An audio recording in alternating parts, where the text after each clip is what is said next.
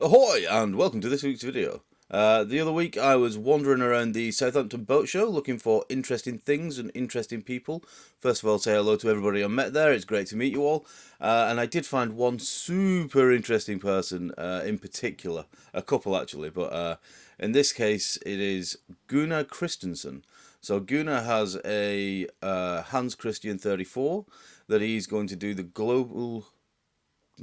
Golden Globe race. I can do words and things. Golden Globe race. If you're not aware of it, it's basically where you go around the world non-stop with no technology in old boats. And it is superb. And it was good to sort of speak to him and find out what you actually require to do that. It turns out it's a little touch of madness, which I love. Yeah, so let's just get straight into it. Let's go meet Gunnar. I'm sat here with Gunnar, who in 2026 is going to complete the GGR. Golden Globe Race, Golden baby. Globe Race. Yeah. Now, I'm sure a lot of people don't know what the GGR is and what the ethos of that race and why it was created was. So if you'd like to just speak a little bit about what the race is, what you intend to achieve. Sure. And then we'll get into why. Well, it's a voyage of madmen, for madmen. The good thing is I've been mad my whole life, so it won't make me mad because I'm already there. So it replicates Sir Robin Knox-Johnson's 1968 race around the world. No one had sailed around the world non-stop by 1968. And when you think about, man has been on the moon in 69, more people have been to the moon than they have sailed around the world solo non-stop. Robin Knox-Johnson completed that in 68, finished in 1969. And the 50th anniversary was 2018.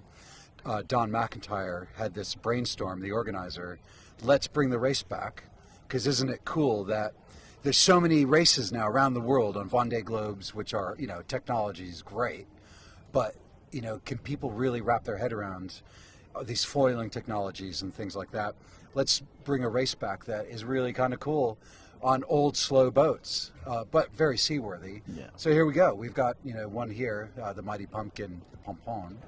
And this is the third modern iteration of the race. So every 4 years, 2018, 2022, and now we've got just under a year to go, 2026 start.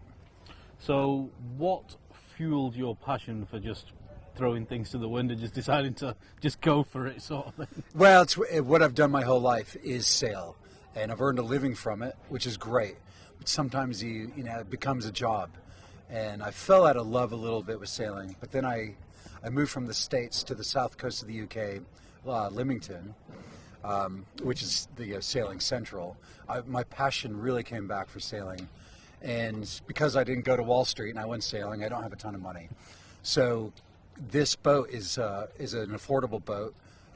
It's an achievable dream to go around the world. So because I've always had this passion of sailing, I thought, why not the Golden Globe race? Because my dad's always been a sailor, my family, my mom, and I've always seen on the bookshelf, it was Sir Francis Chichester's Gypsy Moth Circles the Globe, Sir Robin Knox-Johnson's On a World of My Own. As a kid, I was, what are those? And then when I got old enough, I would read them, and I've recently reread them, and it's that passion that I gained from reading those, saying, okay, I'm in this stage of my life where I can do this. So here I am, leading up to the race, a year to go. Nice. So when you went out searching for a boat, what were your sort of prerequisites? What were the key things that you were looking for? I think there's an age restriction, is there, for the vessel itself? Yeah, so it has to be designed before 1988. That's because I think the rustlers, which are allowed, they're the last kind of modern full keel boat. So the criteria are 32 to 36 feet on deck, full keel, and designed before 1988. And this boat, the criteria for me is I am competitive, but I also want to make it around. And it's a seaworthy boat, and it's a Hans Christian. It's a double ender, good in the Southern Ocean. I would hope with following seas, and to keep this a little quiet, I think it's a fast boat too, because it's the same waterline length as a Rustler 36, but I've got a bowsprit. Oh, yeah, nice, so I get that added on a sail area. So yeah, that's the criteria with this boat. Nice. We were just chatting with Rob over at Advanced Yacht Systems. I noticed you've got the Remoran on the back. Yeah, Rob's great. I've worked with Rob for years because my other day job was building yachts, and Advanced Yacht Systems. Of course, most of the systems they do wouldn't be for a boat like this, except for the Remoran is really good. And Advanced Yacht Systems has kindly come on board, and I did the Fastnet with Rob this year and a couple other Rourke races. So it's been great to get to know Rob on the sailing level as well as the professional level. So yeah, cheers to him for coming on board. So in terms of on a personal level, what is it that makes you feel confident in your abilities to do this? Do you feel like mentally prepared to do it? It is a long time on your own, things like that? Yeah, the mental aspect is probably one of the most important things to consider. And if you haven't solo sailed before, it's something to wrap your head around is how do you deal with the solitude? What I have to say is you have to go in with a clear mind. And I sailed this boat 32 days on my own back from the Caribbean. And I had a lot of things going on back at home that I probably should have taken care of. And it was, I needed a clearer brain, but I will go into this leading up to it with a clearer brain. Meditation is going to be something I'm going to pursue, thanks to my partner Jen, who's here. I think that's going to be important to make sure that you're mentally there. And as far as the motivation to get around, it's there's no doubt that even if I have to go pull in to what they call Chichester class, if you do make a stop, it's about getting around. I mean, let's face it. If you make the start line, you're kind of a winner already. I'm not saying that's great. I'm going to pull out there, but no, I'm there to make it around for sure.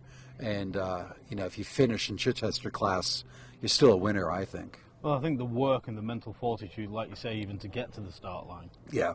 Over the course of however many years, what you have to put into it to even get there. Yeah. We're at a year and a half now with this, and we've got another just under a year to go. Yeah. So it's a big commitment.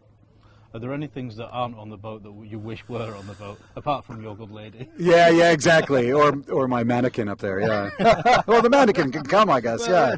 Exactly. There's no batteries in it. Yeah, no, I don't know. Oh, yeah. I need to see about that. Oh, my gosh. What do I need? So,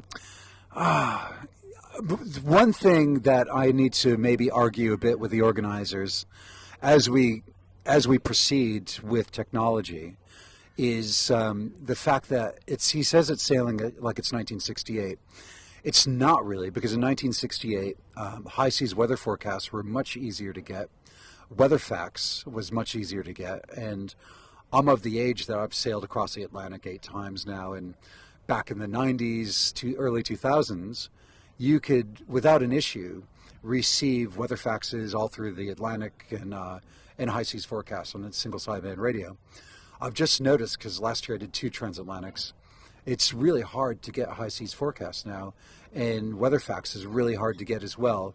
So, my argument with the organizer is there some way we can get grid files, so especially in the Southern Ocean, we at least know how to avoid a low pressure system. I think safety aspect wise, it might be something I wish I would have. Do you think that lack of availability is because everybody's moving away from it and going to the satellite communications? Absolutely. Starlink has done away. These shore-based stations cost money, and if no one's using them, except for a few crazy sailors that are going out there, I guess I see the financial point of it is, why would you have them? Yeah, fair. Alas, it was at this point that security came and ushered us along, which I was gutted about, because I literally could have sat here and spoken to Gunnar for several hours, especially because he brought a beer out straight away, which, warms anybody's heart. So super interesting. I'm particularly interested in, for a start, the old boats. And if you did notice on the list, my old boat here, it's one of the approved designs. So, maybe when I grow up, that could be a thing, but probably not. I'm particularly interested in the mental aspect of it, of being alone, completely alone, with no communication of any real substance for months at a time, but not being alone where if anything goes wrong, you've got to deal with that. Simple as. I mean, crossing the Atlantic, there's a little bit of that, but there are other vessels around and stuff.